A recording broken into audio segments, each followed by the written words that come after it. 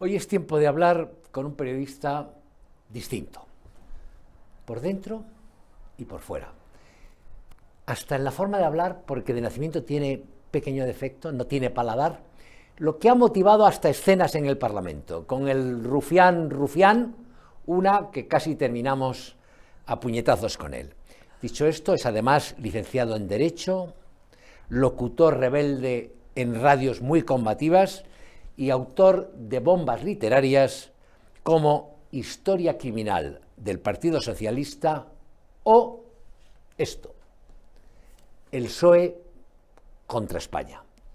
Bienvenido a Periodista Digital, Javier García Isaac. Muchas gracias, Alfonso. Un honor estar aquí en tu programa, en tu casa. ¿Es tan malo el PSOE como lo pintas? Bueno, voy a poner el libro aquí, pero el libro lo voy a poner aquí para que ustedes lo vean. Bueno, es un libro...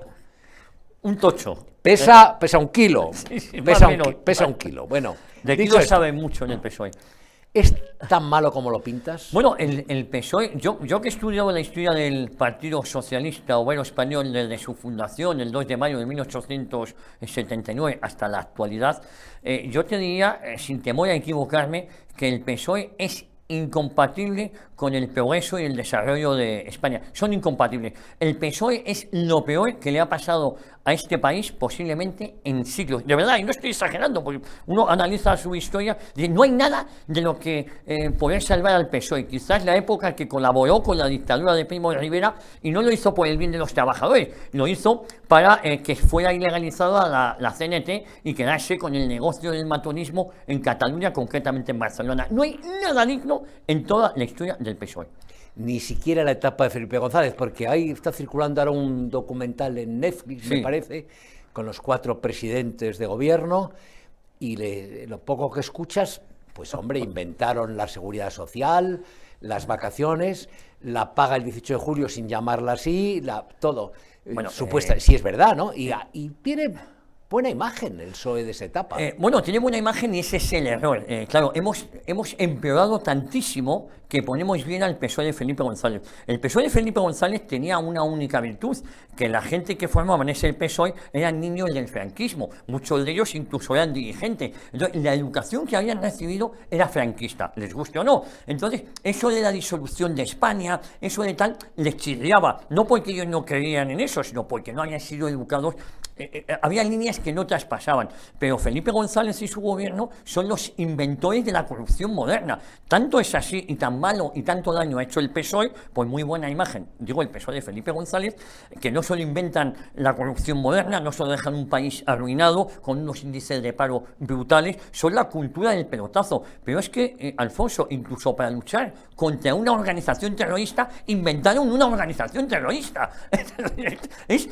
Por eso digo que todo ha sido una evolución, por desgracia peor, pero no es que ese PSOE fuera mejor, es que somos nostálgicos y cualquier tiempo pasado nos parece mejor. Claro, después de Sánchez nos parece mejor, pero el PSOE de Sánchez es la evolución del PSOE de Felipe González. Pero si hubiese, siempre hay grados en todo, en la bondad, en la maldad, en la tibieza, en la excelencia. Entonces hay grados en la maldad del PSOE, porque tú has citado ahora, sin decirlo, el GAL. Sí. A fin de cuentas tenían una intención, sí, que era ir contra ETA. Es que estos que tenemos ahora van de la mano con ETA, no, coño. Van de la mano. Hay una diferencia de matiz. A mí, la idea de que si Francia no colabora con tu país, tú puedas operar contra los etarras en Francia, no me parece ni siquiera desquiciada, me parece excelente. No, excelente. No. De hecho, Israel lo hace. Sí, pero Israel reconoce y Estados Unidos lo hace. Y el Reino Unido lo hizo. Bueno, el Reino Unido lo ha hecho en todo el mundo, hasta en Gibraltar. Sí, por eso. Aquí vino a matar a 3 a Gibraltar, a 3 de Lira. Pero el problema es que cuando había 1 millón de pesetas para asesinar a un terrorista de ETA, ¿sabes lo que pasaba? Que al final al sicario que contrataban en los arrabales de París o de Lisboa, le daban 100.000 pesetas y todos se lo habían gastado, con perdón, en putas, en el casino, en flores y en lencería. Es decir, que es que incluso para eso, en los fondos reservados tiraban y decían, bueno, hay 1 millón de pesetas para ejecutar a un tío. Y al final acababan contratando a un Mindundi que buscaban tan de bajo perfil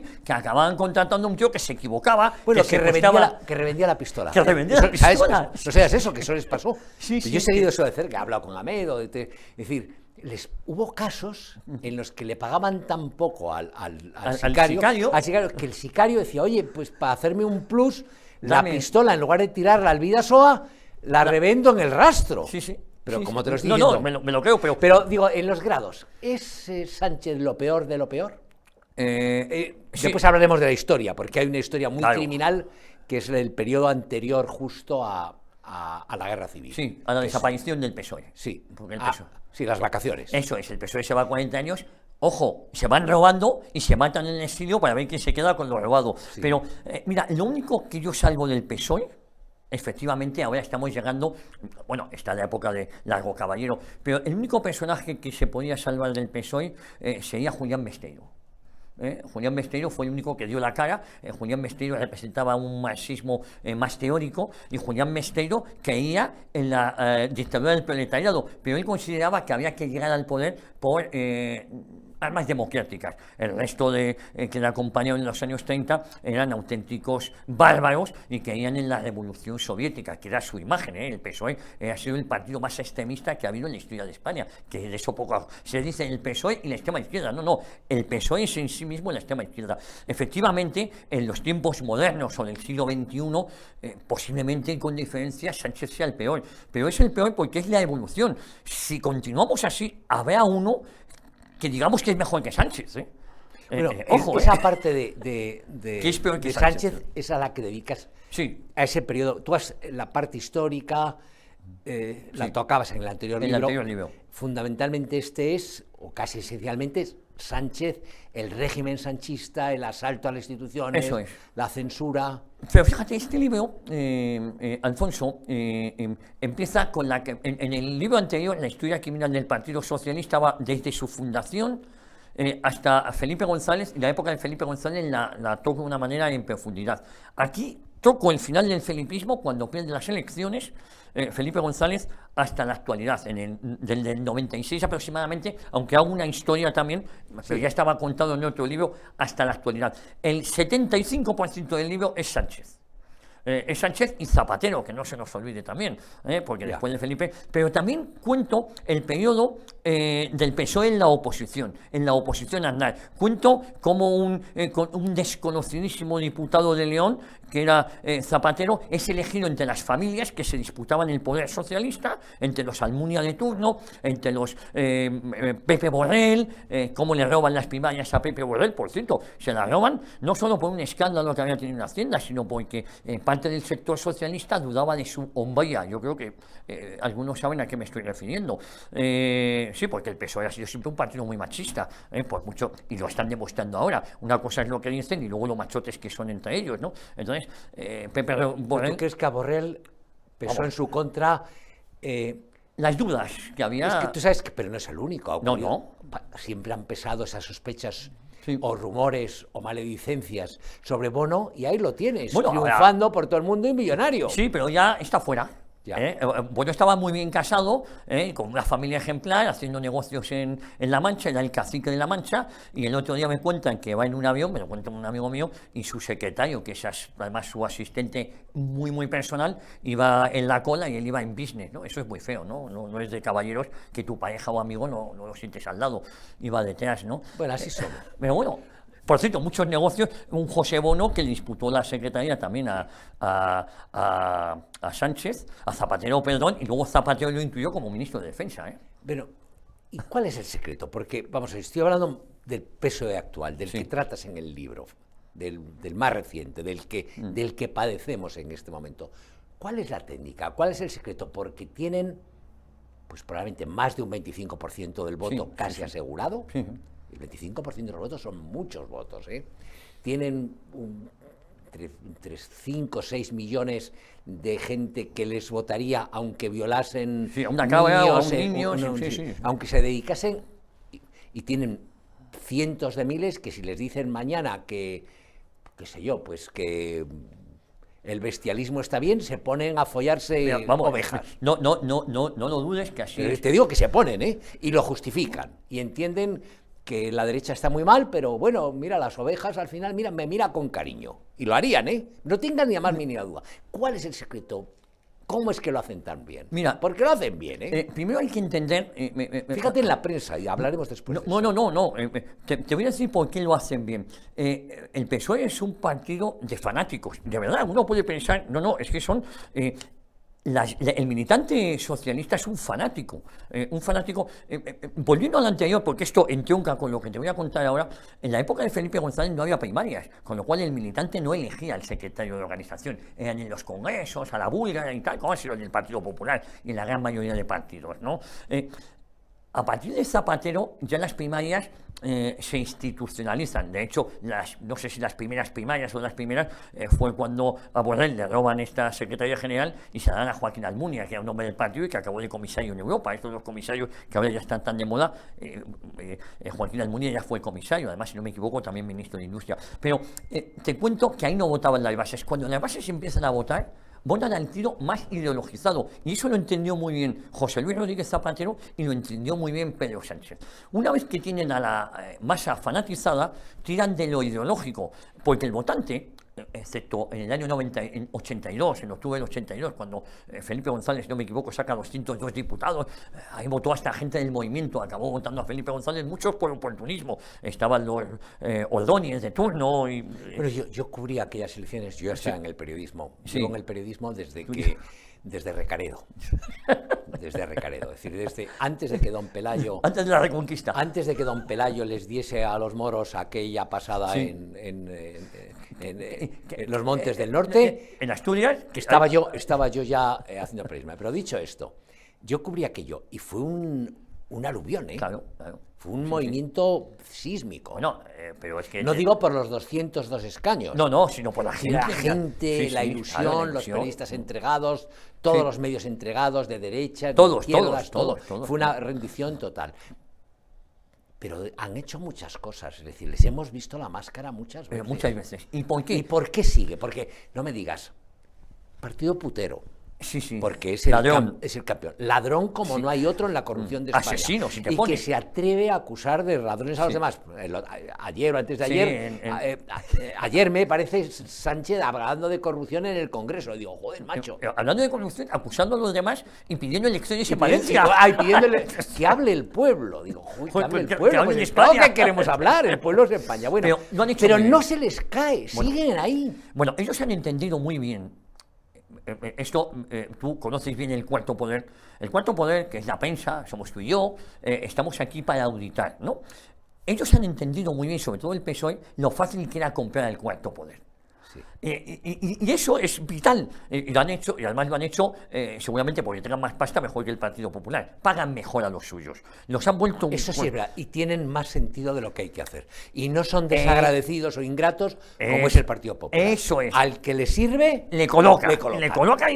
Sí. Y si no en primera línea de fuego, como hemos visto ahora, le colocan tercera o cuarta, pero cobrando. Tú ves en el PP, incluso te digo, incluso en vos, el que cae, bueno, el va a vernos. Y se acabó. Seas periodista, va a vernos, va a tener que pedir por la calle para darle de comer a los niños, a los churumbeles. El PSOE jamás te deja. No deja tirado a nadie. Y esa fidelidad perruna han construido un relato muy alejado de la verdad. El relato al principio les costaba, por ejemplo, a Felipe González no era partidario, decía que a Franco había que haberle ganado en vida y no quitar la estatua del puesto del nuevo ministerio. Era otra educación. Han esperado a que muriera toda esa generación criada con educación, los baby boom, tú, yo, que venían de una educación franquista, pero incluso antifranquistas, ahora son franquistas. Es que la locura que nos ha llevado, pues casi me quedo con lo que yo he vivido. Digo, no yo, pues yo era muy joven, pero otra gente, yo es que lo otro, a años luz de esto, una caballerosidad, un señorío que no hay ahora, y hay casi más libertad, porque luego está la autocensura. Entonces, han generado un relato, por eso acuden tanto a Franco, al Valle de los Caídos.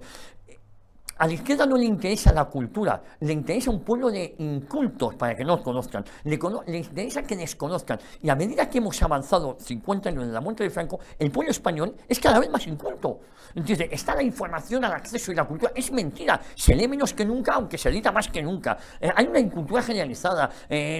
Por eso están jodidos, porque se les escapó las redes sociales, que no deja de ser un titular. Y ahora la gente joven, como no está acostumbrada a leer, lee el titular y lo que le llega empieza a ser bueno. Es decir, que estamos aprovechando esa inercia, pero no es un pueblo ejemplar a nivel cultural. Pero es un pueblo de tics, se quedan atontados. El otro día veíamos las 6.000 fosas en España, más que en Camboya, pero qué barbaridades están diciendo. Pero hay gente que se lo cree. El otro día puse un tuit por el aniversario de las matanzas de Paracuellos, y había gente que me decía, fueron juicios sumarísimos contra golpistas, dejar de hacerlo en las víctimas. Es decir, que se ha llegado a este grado de locura fanatizado. Y ven a Sánchez, el otro día nosotros hacemos una entrevista en la calle y preguntábamos sobre qué les parecían las mentiras de Pedro Sánchez. Y militantes y votantes socialistas nos decían que la mentira y la verdad es un concepto religioso. Que eso, y como yo soy ateo, que esto es un concepto religioso, porque a la izquierda y sobre todo al PSOE no les interesa. Vamos a ver, el medio justifica el fin. Si yo tengo que matar y zumbarme una cabra y a un niño descuartizarlo, si eso es para que no llegue la derecha al poder, porque os vamos a hacer libres a todos, luego la libertad nunca llega, ni llega el paraíso que prometen, eso es lo de menos, pero lo consiguen y los suyos lo ven bien. Dicen, no, es que han robado. No, esto no roban. Es para que la derecha no llegue al poder.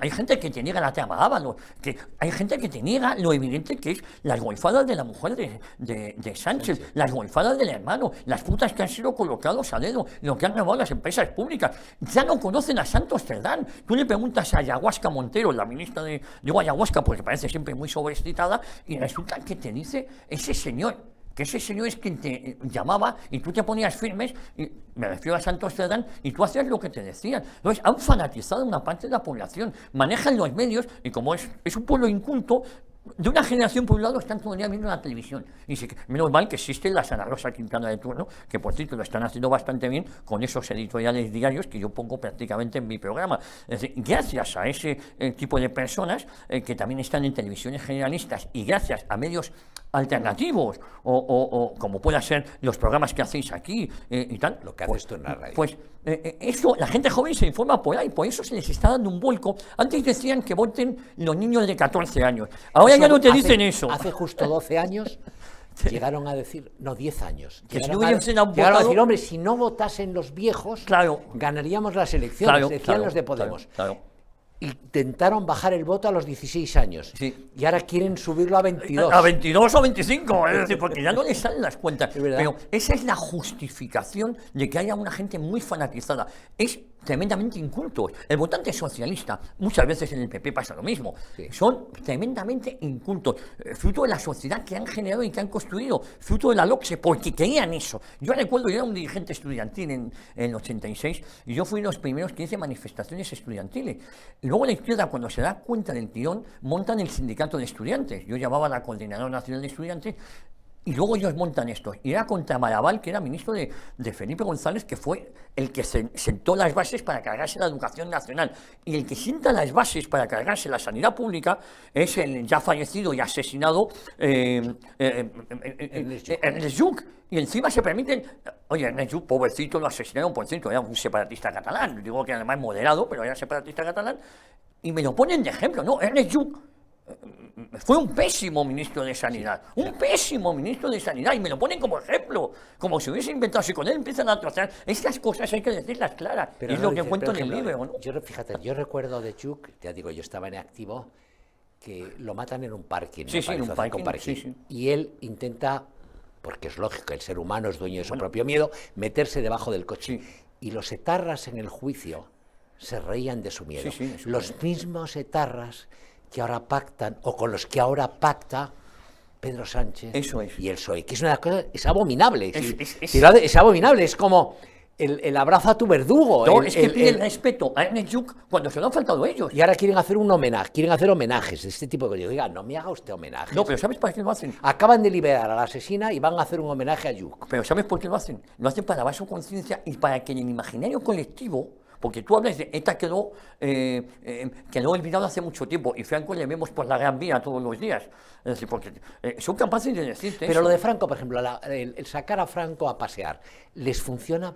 Porque tú ves ahora a los chicos jóvenes y según las encuestas, la gente de menos de 25, primero pasa, y segundo no está con la ideología o las técnicas o los mitos o las censuras socialistas. No, no están. Es más, bueno, lo mismo está pasando en Cataluña. Cada vez menos gente habla catalán desde el momento que tú has intentado imponerlo. Ya. Cuando tú utilizas el idioma no para entendernos, sino para dividirnos, y cuando se lo impones a alguien, la gente dice, oye, déjame en paz, ¿no? Y les está saliendo mal la jugada.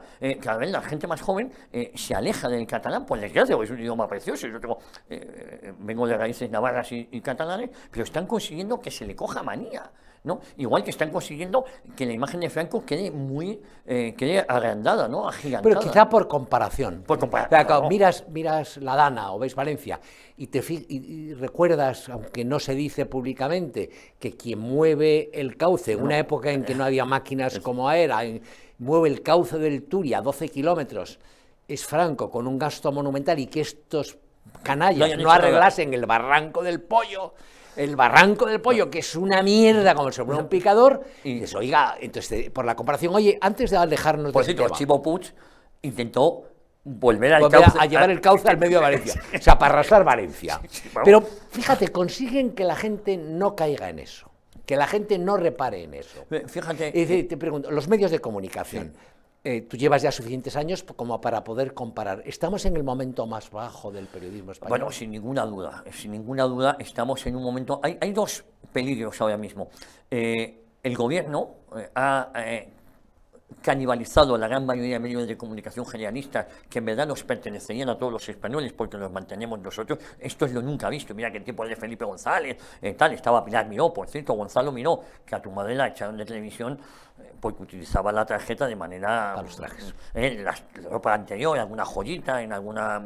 Sí. Que quiero decir que es que va dando lecciones de moral en televisión. Oye, el niño no tiene por qué ser culpable de los delitos del padre, de la madre. Eso es desde la Biblia, desde el Evangelio, pero, que la sangre de los padres no caiga sobre los hijos. Vaya por delante, pero hay cosas que hay que recordarle a él de dónde viene, no, nada más, no quiero bueno, hacer pero está cobrando una fortuna, claro, y saldrá de... Si cuando llegue el PP al poder, que va a llegar, o la derecha al poder, no lo quita, que lo dudo, que lo mantendrán. Lo mantendrán. Pero si saldrá bien forrado, no te preocupes. No llores por él. No llores por él. No nos van a dar un programa en televisión. No, a ti no te lo va a dar, eso, y a mí tampoco. Te lo digo, pero, tú no irás a Televisión Española ni de tertuliano. No, bueno, en Telemadrid tampoco me querían. Porque consideran que soy demasiado radical en Telemadrid. Sí, ya sabes cómo son. Pero oye, no me quejo. Para ellos.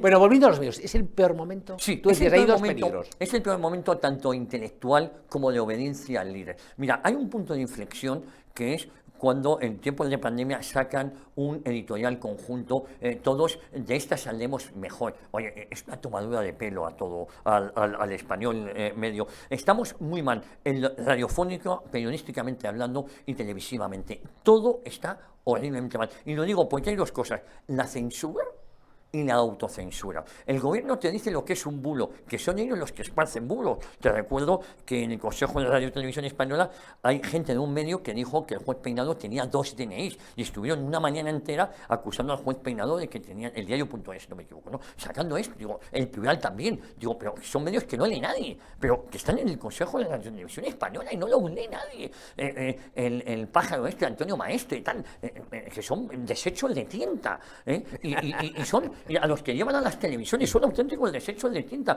Y luego está el miedo, bueno, es que hasta el ABC ha tenido como director de opinión a un conocido socialista. Es decir, que es que hemos llegado a un grado de bajeza, y luego el nivel, algún articulista... Bueno, para ver si les cae el...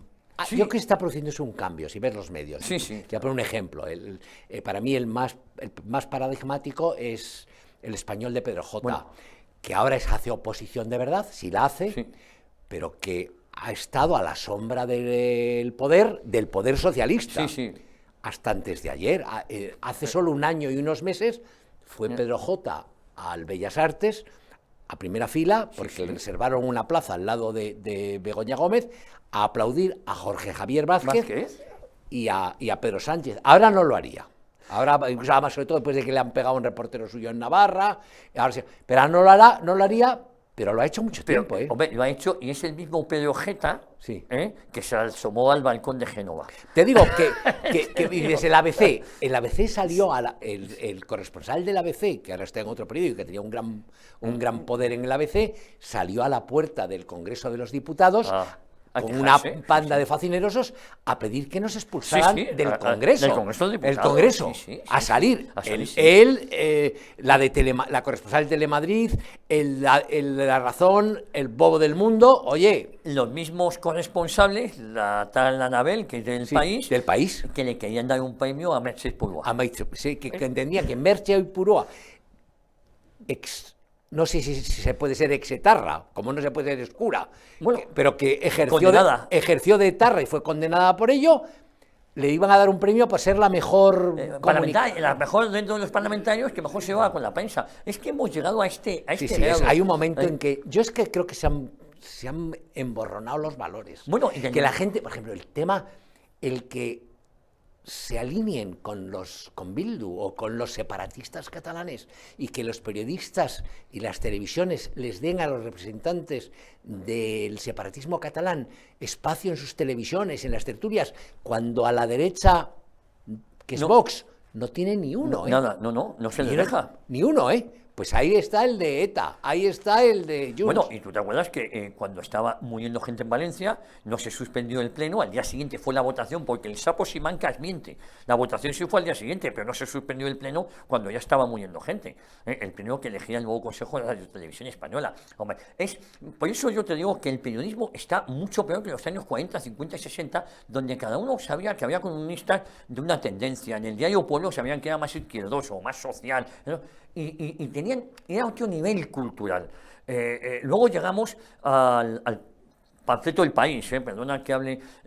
Es que el país se nos ha olvidado que fue fundado, entre otros, con 300.000 pesetas de Manuel Fraga, porque había que inventarse una oposición y había que darle un medio. Y ahí estaban todos para ponerle un medio a disposición del país, porque la transición giraba en torno al Partido Socialista. Lo que pasa es que la transición estaba pensada para que Felipe hubiese ganado en el 79. Había muchas prisas en que ganara Felipe González, porque de esta manera España ya era un país moderno, porque habíamos pasado una dictadura a un Partido Socialista. Pero la jugada es que no salió bien lo del 79, entonces la Casa Real junto con Felipe González pues embarcan en la historia del 81. Yo creo que sabes a qué me refiero, al 23F. Pero bueno, independientemente, ahora hemos llegado a tal grado que compañeros periodistas que cogen un portavoz parlamentario, hace así, vámonos, y se van detrás de él. Y no se queda nadie, dejan a tus periodistas vámonos solo. Porque hay una bandera española. Sí. O sea, porque cuando dice vámonos, porque yo no voy a hablar aquí porque hay una bandera española en el Congreso de los Diputados. Y salen todos y se van detrás de la paisana. Y llega Pablo Iglesias, como llegó, y les dice, todos al suelo y se sientan. O sea, todavía te lo dice Tejero, y pegando tiros, bueno, pues al suelo. Te sientas, pero sí, pues fueron al suelo. Y esa foto es una vergüenza para la profesión. Pues eso, hemos llegado a tal grado de degeneración que se inventan una ley supuestamente antibulos y es precisamente para proteger sus bulos. De los temas del libro, en que tocas uno tras otro, además los has hecho cortos, has hecho epígrafes muy cortos, o sea, temas más generales, y después los divides en epígrafes, punto por punto, todos los aspectos. Y luego vuelvo, y luego vuelves a los temas. Sí, soy muy reiterativo, excesivo. Supongo que requiere, aparte de la labor de escribir, corregir, cortar, hacer cierta investigación. ¿Qué es lo que más te ha costado comprobar? Fíjate, lo que he hecho es una labor de tirar de la manta y de coger a un personaje y ir a por él. ¿Entiendes? Mira, Marichel Batet fue presidente de las Cortes. Uno va tirando y dice, su pareja, Juan Carlos Campo. Juan Carlos Campo, ministro de Justicia. ¿A quién sustituye Juan Carlos Campo? A Dolores Delgado. Dolores Delgado, ¿con quién salía ya? Con el juez prevaricador Baltasar Garzón. Baltasar Garzón, íntimo de Villarejo, comisario socialista. Digo comisario, o mejor dicho, porque al que más prestaba los servicios era al PSOE y a sus cloacas. Y uno va tirando. Él y García Castaño. Eso es. Los dos. Pero entonces todo eso voy tirando y digo, coño, y ahora Juan Carlos Campo, de ahí pasa al Tribunal Constitucional. En el Tribunal Constitucional, cuando era ministro de Justicia, dijo que la ley de amnistía no valía. Ahora tiene la valentía de abstenerse. No se trata de abstenerse, se trata de votar que no. Porque tú has dicho, siendo ministro, que no era constitucional. Es decir, voy tirando de determinados personajes, de binomios, que cómo van entroncando, cómo las ejecutivas socialistas, cómo Sánchez hace una labor de fidelidad perruna y al que discrepaba lo castigaba o lo desterraba. Con Patxi López, sabes que de ser Lehendakari lo tiene de portavoz, de vocero. Es una humillación para Patxi López tenerle ahí. Lo normal es que cuando tú has sido presidente de una comunidad autónoma o has sido ministro o has alcanzado, te retiras de la política dignamente. Y querrá seguir cobrando o, sí, o pensará que cuando caiga Sánchez, que va a caer y no falta mucho, a ver si me cuelo. Pero, o sea, si siendo tan analfabeto como es Patxi López, ha llegado tan lejos, tiene que tener una confianza ciega en el destino, sí, en su buena suerte. Pero yo creo que Patxi, en el fondo, Sánchez le tiene como castigado, como humillado. Lo ha hecho igual con Óscar López, pero lo ha hecho ministro ahora. Sí, fíjate, te lo hace ministro, es decir. Sí, yo eso lo he visto, fíjate, ese tipo de conducta lo he visto en periodismo. Sí, bueno. Y lo he visto, por ejemplo, lo vi con Pedro J. Pedro J. Había quien decía, es que no es rencoroso, a lo mejor no es rencoroso, pero gente que había tenido broncas tremendas con él o batallas y que habían salido, después los ha ido recogiendo, como se dice en los pueblos. Sí. Y vuelve de subalterno. Bueno, y lo pone de subalterno y que se vaya ganando poco a poco. Poco a poco mi confianza. Y al que le tiene manía lo sigue dejando de subalterno. Te digo, en el programa que haces, Una hora en libertad. Sí. Bueno, sobre todo el programa Una hora en libertad, yo lo produzco y ahora en La boca del lobo, que llevo 8 temporadas, 5 horas diarias. Pero en La boca del lobo, de los temas que tocas aquí, ¿has llevado a alguien para contrastar? ¿Ha habido alguien que te diga, oiga, Javier García Isaac, ¿es usted un mentiroso de mierda? ¿O es usted un rencoroso? ¿O le mueve a usted solo el...? Bueno, el libro ha salido hace un par de semanas. En el primer libro, en la historia criminal del PSOE, amenazaron con secuestrar la edición, que ese nombre no podía salir, ¿qué tal? A día de hoy no tengo ni una sola querella. Han pasado 2 semanas de este libro y estoy esperando para, si alguien quiere rebatir algo de lo que yo cuento aquí, que me denuncie, se querelle, que diga lo... Pero si no se querellaron con el primero, con este no se van a atrever. No, es que esto... El primero, el título es brutal. Es brutal. La historia criminal continúa, Digo, el subtítulo. A propósito de eso, me decías que sacabais ahora en breve un documental. Sí, un documental. Mira, yo te cuento, el lunes que viene, el lunes 17 a las 10 de la noche... Lunes 17. Sí, lunes 17 a las 10 de la noche, a las 22 horas, en el Toro TV, vamos a emitir el documental Lo que nos ocultaron. Es un documental guionizado por Michael de Quinto, Juan Carlos Girauta y yo. Y luego el director es Carlos Saura Medrano, el hijo del mítico director Carlos Saura, que viene de una familia de izquierdas y tal.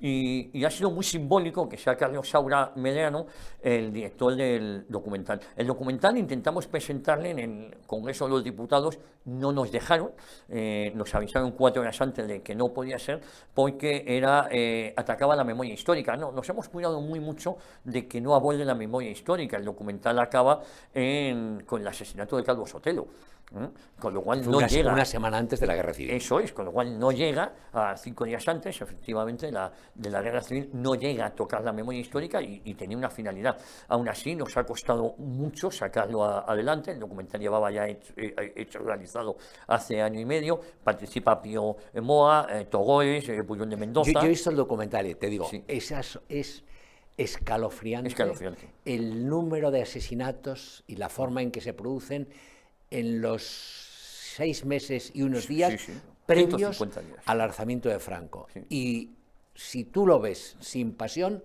la conclusión es justo la contraria de la que venden ellos. Claro, la guerra la provocan ellos. Bueno, la guerra civil. Claro, además hay una cosa que dice Bullón de Mendoza, y yo coincido, si el gobierno del Frente Popular el 13 de julio de 1936 detiene a los autores del crimen, la guerra se hubiese parado. Lejos de detenerlos, los escondieron en casa de algunos diputados. Entre los asesinos de Calvo Sotelo, que esto se habla poco, va el novio de la hija de Largo Caballero. Ah, no lo sabía. Porque esa es la voz de la intrahistoria que me meto, que igual pasa en este libro, me meto en una cosa determinada y voy tirando artículos periodísticos, porque efectivamente para eso está la prensa, para investigar, porque cuando decían, no, los juicios se abren con reportajes periodísticos, sí, claro, reportajes que tú los sabes porque tú has estado muchos años investigando, claro, es que de ahí el gobierno no hace investigación para culparse a motu propio, lo tendrán que hacer otros, es decir, por eso tiene que ver con la acusación popular. Pero yo te cuento que a Franco lo que le motiva el alzamiento es una teoría muy personal. Bueno, acabando con el Bullón de Mendoza, se niegan a detener a los autores y los esconden ellos. De hecho, días después desaparece el sumario del asesinato de Calvo Sotelo. Pero cada vez que los milicianos del Frente Popular del PSOE asesinaban a un falangista, a un carlista, a quien detenían son a los amigos del falangista asesinado del carlista. No detenían a los autores porque eran ellos. ¿Por qué? Porque yo sostengo la teoría, y creo que no me equivoco, que ellos ya estaban en la revolución. Su modelo en la revolución soviética, la revolución rusa había sucedido 20 años, apenas 20 años antes. Y ese era el modelo. Ellos, la democracia burguesa, que es como denominaban la Segunda República, ya se les había, era un estadio que ya había sido superado. Iban a eso. Por cierto, en el entierro de Calvo Sotelo son asesinadas otras 4 personas. Y yo creo que esas 4 personas es lo que motiva a Franco más que el asesinato de Calvo Sotelo. Asesinan a Calvo Sotelo, pero es que van al entierro y asesinan a 4 personas. Igual que pasó en el 5º aniversario de la República, que asesinan a un alférez de la Guardia Civil, Anastasio de los Reyes, y en el entierro de Anastasio asesinan a 5 personas. Y entre los que asesinan a estas 5 personas está el teniente Castillo, motivo por el que luego se vengan falangistas y tradicionalistas. A mi padre lo detuvieron volviendo a Madrid, de Lieja, donde había hecho la carrera como ingeniero. Llega justo en la víspera justo después del asesinato del teniente Castillo. Venía con sombrero, era un chavalín, sí. Porque cuando los jesuitas son expulsados de España, se va a lo que es ahora ICADE y todo eso, se va a Bélgica, y él estudia la carrera en Bélgica, y es un chavalín de 20 años, no había cumplido, recién licenciado, y como venía con sombrero, un poco pardillo, lo metieron, dice que le dieron, pero nunca hablaba de eso, dice que le dieron unas palizas tremendas hasta que se dieron cuenta de que no sabía nada de nada, y que afortunadamente, porque todavía no había empezado de verdad la picadora de carne, pues lo mandan a casa Morado. Oye, entre un libro y otro, ambos sobre el PSOE, ¿hay una evolución tuya en la valoración del PSOE o es una línea que une ambas cosas? Bueno, es verdad, hay una línea, los 2 libros se pueden leer por separado, pero están conexionados, porque siempre recuerdo un poco el pasado, y no hay un vacío, ¿no? Lo que sí que es verdad, hombre, el otro es un punto de vista más histórico, pero el comportamiento del PSOE... Es muy periodístico este libro. Esto es lo que te iba a decir. El otro es más histórico, este es mucho más dinámico en ese sentido, ¿no? Mucho más... además intento volver atrás, a lo mejor peco de ser reiterativo, porque hablo de un caso y luego vuelvo a nombrar ese caso y vuelvo otra vez, pero eso es precisamente para que no se olvide, ¿no? No hay un vacío, y yo lo que veo en el PSOE es una evolución. El propio Sánchez ha dicho que se siente orgulloso de Largo Caballero. Largo Caballero es el instigador de la guerra civil, del golpe de Estado del año 34, mal llamada Revolución de Asturias, golpe de Estado, porque una vez que pierden las elecciones, ya la República burguesa se les ha quedado pequeña. Bueno, hay un detalle, eso lo cuento en el primer libro, cómo acabó el fiscal que le tocó llevar el caso de Largo Caballero. Es detenido en el mes de agosto-septiembre del 36, le dicen que se vaya de Madrid y se va a un pueblo de La Mancha, van a su casa, tenía 4 o 3 hijos, asesinan de menor a mayor a todos sus hijos delante de él, luego le asesinan a él y los 4 cuerpos los tiran a la puerta de la viuda, Valentín Gamazo. Esto cualquiera lo puede investigar, estudia qué pasó con Valentín Gamazo. Valentín Gamazo era el fiscal que le tocó llevar el caso de Largo Caballero. Esa era la justicia proletaria. Y tú les oyes hablar ahora que se sienten orgullosos de esos criminales y no hay una evolución casi a peor. Por eso cuando hace unos meses Pedro Sánchez indultó a los mal llamados 6 de Zaragoza, en verdad se indultó a 2, otros 2 eran menores y otros 2 serán indultados en breve, lo que está es dando carta de naturaleza a que el que cometa agresiones, si tú te das cuenta en los últimos meses, el nivel en el Parlamento, las amenazas van subiendo de tono. Ayer, o antes de ayer, proponían en el Parlamento, en sede parlamentaria, desde el Estado, reventar a la derecha, que es el eslogan que en televisión española, con gran aplauso del presentador y los otros, introdujo y promovió Pablo Iglesias. Lo había dicho que unos hay días que antes, decir una sí. cosa de Pablo Iglesias, que a ti no te habrá pasado desapercibido. El mismo que se cagó cuando a 30 kilómetros de su casa escribieron fuera rata. Fuera rata. Y a 30 kilómetros de su casa en una carretera, y cogió y salió corriendo, llamó a la Guardia Civil, De vacaciones, pidió, sí. suspendió Sí. las vacaciones porque han puesto fuera rata. Y dice que quiere reventar a la derecha. Y te digo que recibí unas balas, unos casquillos de balas que igual eran de su padre, porque su padre militó en el FEAP. Sí. No, Yo creo que era, terrorista. era material viejo. Sí. Terminando o concluyendo ya, de los capítulos de este libro, ¿alguno que quiera recomendar para escépticos? Fíjate. Digo, el tipo que diga, vea, hombre, ya está bien, Yo- Javier García Isaac, no seas derechoso, no seas facho. Que se meta en cómo en un capítulo que hablo de la fortuna de José Bono y cómo pasa de ser un cacique manchego a venderle armas a Venezuela. Que hable ese periodo, a mí me parece trascendental el periodo donde hablo de la subida al poder de José Luis Rodríguez Zapatero y cómo le menospreciamos, le minusvaloramos Mr. Bean, Mr. no sé qué, Sí. y luego es Bambi. el auténtico Bambi. Sí, lo recuerdo, yo decía, este es Bambi. Era Bambi. Nada, nos la dio con queso. Zapatero, que tiene ahora, puede tener un serio problema con la justicia, lo cuento aquí, con la justicia norteamericana a través de las declaraciones que está haciendo el pollo Carvajal. Es decir, Bueno, Zapatero, no sé si ha llegado ya a la fortuna de Bono, se está forrando, te lo sí, digo sí. yo. No, Zapatero. Era sí. vecino mío en el mismo barrio, casi a una manzana estábamos uno de otro, y ha evolucionado Ahora se ha venido a mi barrio, a mi pueblo, Las Rozas. a se las ha comprado Rozas, un pelotazo. un par de millones, que seguramente sean 5 o 6, porque esto es compra muy barato, ¿eh? Sí, sí, el que Esto- compra ahí también. Esto es compra muy barato, ¿eh? Eh, es decir, no te voy a preguntar, es decir, más por el periodismo, más por la política, pero Sánchez, es decir, ¿durará mucho el régimen? Fíjate, Porque en el libro dejo entrever, porque el libro está escrito prácticamente una semana antes de que se ha detenido Santos Cerdán. Si hablo de Ley de 10, si hablo de las... Y yo intuyo, digo, cuando caiga Santos Cerdán, cae el sanchismo. Me he equivocado. Me he equivocado. Ya estoy preparando el siguiente tomo que va a ser cuando caiga Sánchez. Porque desde que acaba el libro, que es absolutamente de actualidad, intuyo que va a ser detenido Santos Cerdán, como fue la semana siguiente, pero el libro ya tenía que salir porque ya iba engordándose, y yo pensaba que iba a caer Sánchez. ¿Qué es lo que pasa? Que para la anti-España, que es porque nunca ha habido dos Españas, ha habido España y la anti-España. Y dentro de España puede haber muchas familias, pero no, ahora mismo no estamos hablando de dos Españas, es España y la anti-España. A la anti-España Sánchez le sale rentable. Le sale rentable al PNV, al Partido de los Negocios Vascos, al Partido de los Matacuras de Izquierda Republicana, a los corruptos exconvergentes de Junts. Al final hemos visto el espectáculo de Junts, de la mamarracha Miriam Nogueras, como al final, amenazando con que esto se acabat, y al final acaban no, salvando ayer se lo ayer tragaron. mismo. Ayer se lo tragaron. Ayer salvaron al gobierno, que les va a costar al PSOE votos en Extremadura, donde hay Seguro. elecciones.